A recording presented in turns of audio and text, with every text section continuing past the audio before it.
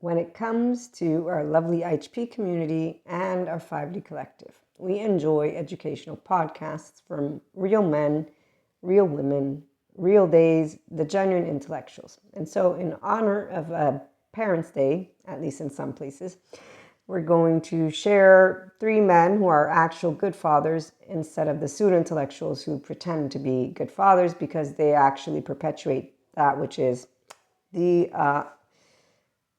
not regulated nervous system, is how I'm going to put it. And when you see young men looking up to pseudo-intellectuals and they explain to you why, you understand how to explain integration of the brain and the lack thereof. When you have non-bilaterally integrated men, they don't know how to feel. Women, same thing goes. And days, I don't know any of them, but they're all the same because it's an embodied brain. So it doesn't matter what your gender is. If you have a non-bilaterally integrated brain, I'm going to notice because you're going to be an emotionally immature person who can go to Patrick Tian to stop avoiding the responsibility and emotional labor of your job as a human being. So as a parent, thank you, Patrick Tiahan. He's an awesome father. You can find him at Patrick Tiahan Official on YouTube. He says your parents did the best that they could at avoiding the responsibility and emotional labor of their job. Another amazing man is Terry Real, also on YouTube. He shares with you how not to argue with anyone and how, the adaptive child part is not a grown-up. It's your 3-year-old, 16-year-old. It's not you wanting to know anything about the partner that you're saying you love. So he's awesome for true lovers. And also Gabor Mate, as he shares what addiction is. He says, any behavior that gives you temporary relief, temporary pleasure, but in the long term causes harm, has some negative consequences.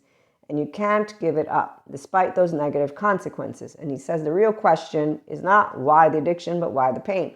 We all know why the pain. But when you see young men looking up to the men who have the pain, who bring it forth, and they're following a bunch of pseudo-intellectuals, again, remember, I come with Dharma and Jesus and God and Holy Spirit. And the fearful ones, it's not Lucifer.